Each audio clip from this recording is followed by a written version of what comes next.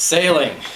I love sailing. I don't know if you guys have ever had a chance to go sailing, but I found myself about 12 years ago on a boat, part of a 3-boat flotilla, as we called it, in Poland with my family and some of our friends, sailing on a beautiful lake, the wind in our hair, the sun on our faces.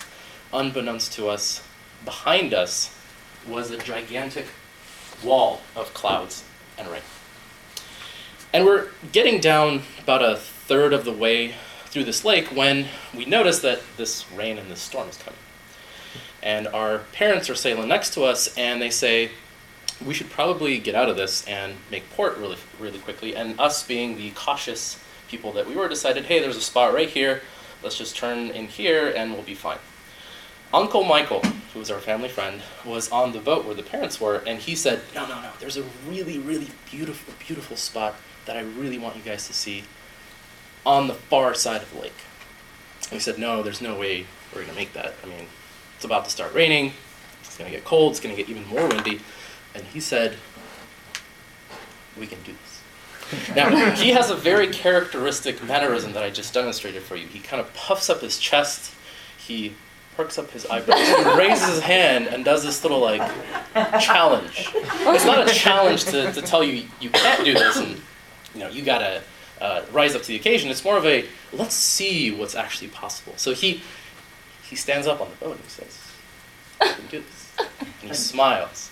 So we say, all right, if the parents are going to go for it, the old farts think they can do this, we can make it too. So we had 3 boats. One was the parents, one was the young adult boat, and one was the kids' boat, which had parental supervision, of course. So the parents, of course, got the fastest and the speediest boat. So they are off on their way. They're almost there already. The kids also had one of the parents on the boat, so they're doing pretty well. We had the crappiest boat because they knew, we're going to wreck it, we're going to run into something, running into the ground, hit other boats. They gave us the slowest and the cheapest one.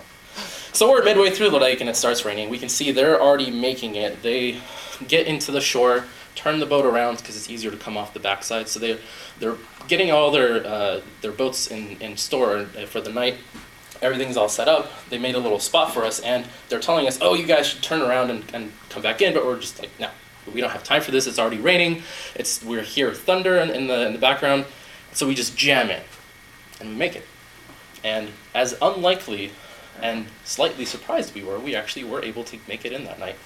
Get in, jam in, hold everything down for the night, and go to sleep. About 1 a.m., my brother wakes up and he tells me, I think there's something kind of wet while I'm sleeping. And so I walk over to him, and we're sleeping inside the boat, so I walk over to him where his mat is, and I can tell there's actually water under his mat, and it's very, very squishy and very, very cold. And it's, of course, still raining and howling outside. And we realized at that point that because of the way that we had parked the boat and because we ran it so far into the ground, it had actually kind of gotten a little more exposed than usual to the storm. So every single wave was spilling in just a little bit of water into the inside of our boat.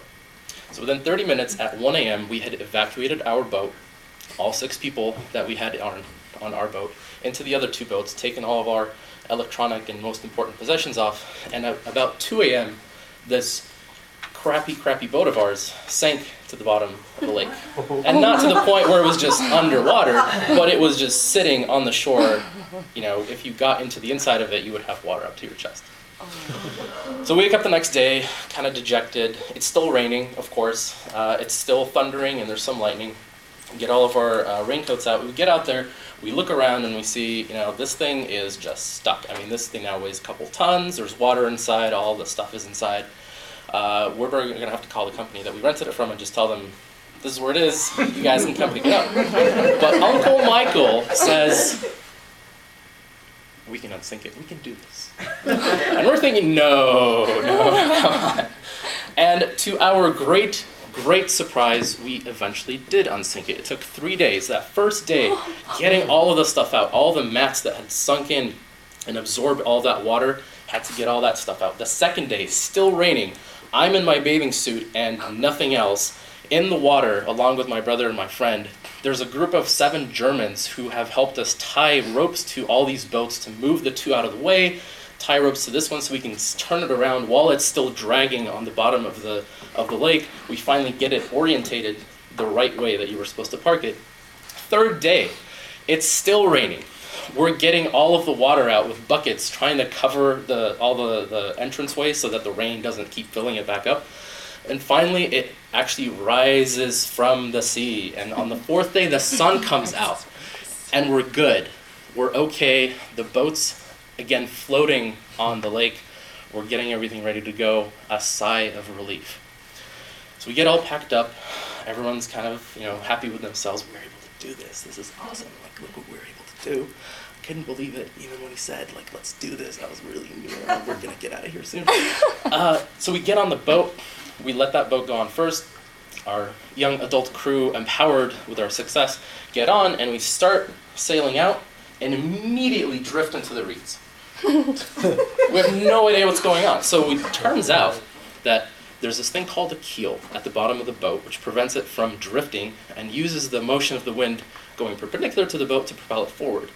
And that's the thing that sticks out of the bottom of the boat, and you usually hide it when you're coming into port with this kind of a long wooden board at the bottom of the boat. So we had hidden it for the night, but because of all this dragging, because of all the storm, because this boat had been at the bottom of the ocean, a bunch of sand and reeds and stuff had gotten inside and jammed up that compartment where that thing sits, and no amount of banging could get it out. So we didn't know what to do, but Uncle Michael did. He said the way to fix this is we have to tip the boat over and dig out all that stuff. And you know what he said? We can do this. And that time, we definitely believed him. And we did. We were able to take all the stuff out once again, tip it over horizontally, spend about 30 minutes digging all that gunk out, and we were able to fix all the problems, almost all the problems, with that boat. And to this day, I remember that as the trip that really boosted my self-esteem, my confidence in achieving the impossible.